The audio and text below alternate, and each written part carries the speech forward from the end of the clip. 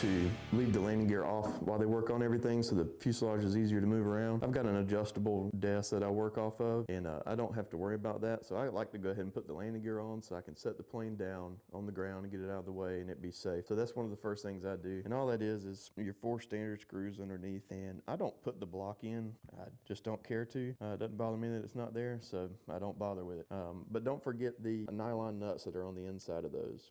You want to make sure you get those on too, because these screws thread in there and you can easily forget those, because I've done it. And then one of the cool things on the new AJs is the wheel pant collars. These are awesome. These pants are rock solid. These pants are going to last a long time. They won't crack as easily or as fast without that, and this keeps it just rock solid. So I'm really excited about that. Other than that, all we did was put the rudder on, and that's just a single rod that goes through the hinges up to the top. It's really a tight fit, so what I found works is, one, having somebody help you hold it, and then twisting it as you push it up through helps a lot. And then secure the tail wheel on there. Don't put all 3 screws on it until you get this rod through the bottom. Or you're just gonna have to take it back loose and do it over again. Other than that, and the cool time lapse of me unboxing it, that's all you missed. All right, now both wings are done, servos are programmed. I'm gonna move on to the elevator halves. And I like to try to get the servos in first before I do the control horns, because if you've done one of these, you know how much of a pain they are to get them down in there. One of the things I like to do is get one of these sanding pads that would go on a disc sander. Got a sticky on one side. We're gonna pull that off and we're gonna roll it around this ball driver. And then I'm just gonna cut it. So you end up with something kind of like this. And the reason for that is, if you look down there in the hole, this servo almost never fits that square, especially in these, because the wire has to come back up in front of the servo. So what I'll do is take this and, kind of like a file, I'll just go in here and sand all these edges until it fits.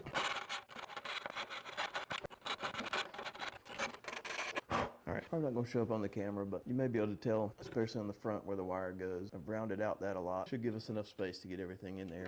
And then, I don't think I mentioned this on the wing portion of the video, but your servo screw holes down there, I like to put a drop of CA, thin CA on those holes before I run the servo screws down into them. So we're going to do that now and sand the other elevator half, and then we'll try to get the servos in there.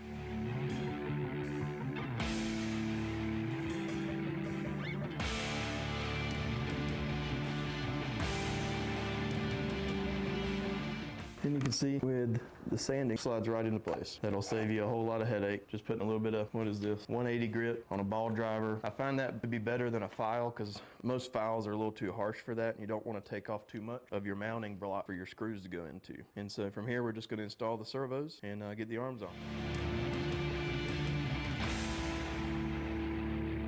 Well, as you can tell, I've got a messy shop. That's a hand up for me. That's my fault.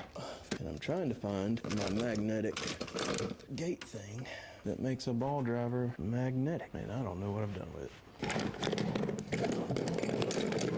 What we'll do is just put a little goop.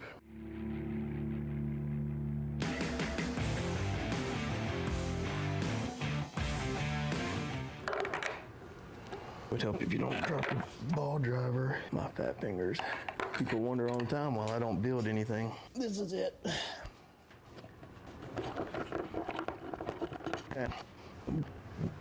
Sure, all you professional builders are yelling at your screens right now, and that's fine. This works.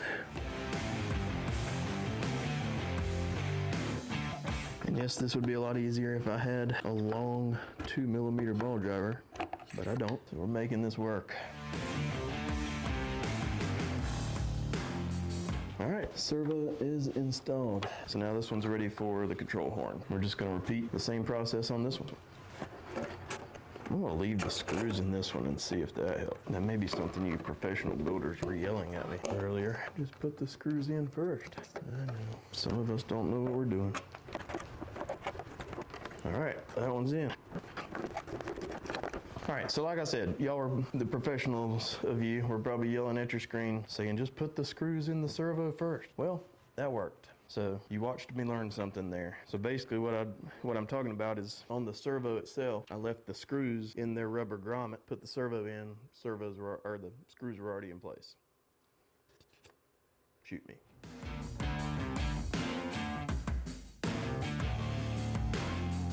Done.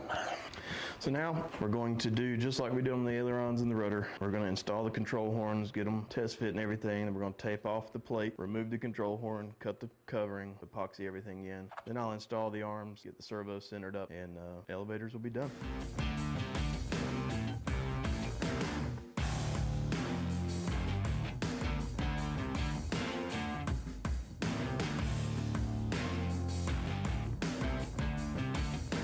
All right, now that's done, we can mix the epoxy and glue the horns in.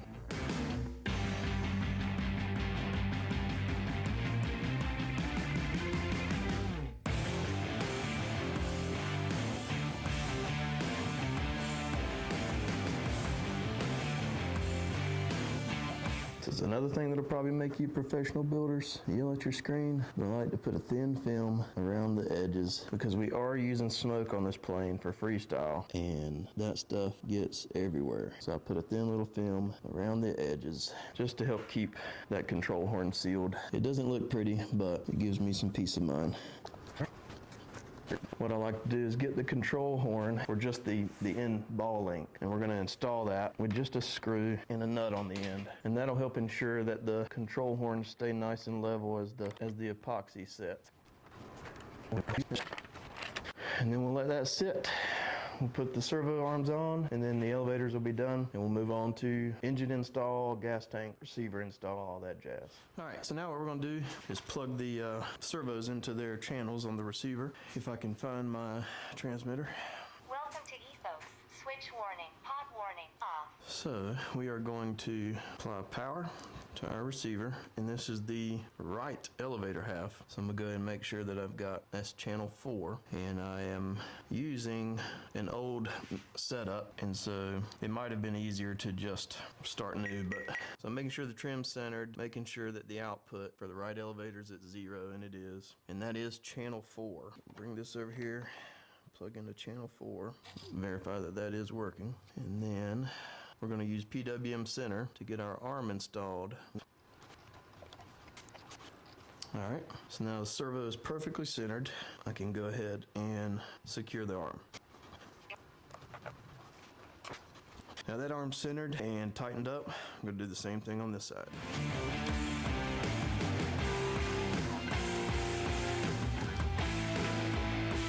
I'm thinking about it too. One of the things I like to do is, let me get a servo and show you. So what I like to do on these arms that have the clasp locking mechanism on the back, I like to loosen that completely, get the arm on the servo spline, run the center screw down until it's super tight and that seats the arm down on the spline, then back it off just a touch so that the screw's not applying tension anymore, and then tighten up the locking screw in the back. Once that's tight, then screw the main hub screw back down in tight, and that lets those splines really seat well on the spline shaft and works really well. Now, the servo arms are on, the servos are tight inside the stabilizer, and so from here we're just going to connect the control links and get everything centered up. Then I'll throw them on the plane and set throws. And if you missed this tip on the other video, saw this in a YouTube video, and it is a lifesaver when putting these ball links on the end of a control rod. Get a regular drill and just snug it up in there. Then just take your adjustable or your wrench and threads it on. So we're going to do that for the rest of them and get them connected up. All right, so left elevator, channel 2. We're gonna power it back on, get our control rod and freestyle plane again. So I'm gonna start in the middle hole on the control arm and see if that gives us the throw that we want.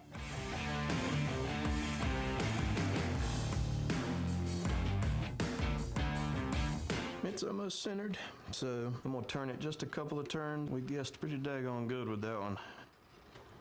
This elevator looks pretty straight, so that's a good thing. Sometimes in those molds in the factories, the elevator can be a little bent, and so what you want to do is center your elevator by looking at the inside cord here instead of just the counterbalance.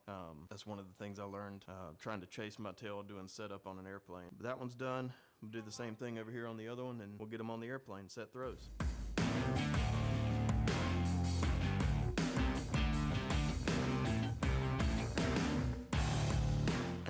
guessed pretty daggone good with this one too. This elevator is also very straight. I mean, I don't think I'm gonna move it. That's the first. Didn't have to adjust the control rod at all. All right, so the elevators are centered, connected up, and ready to throw on the plane and set throws.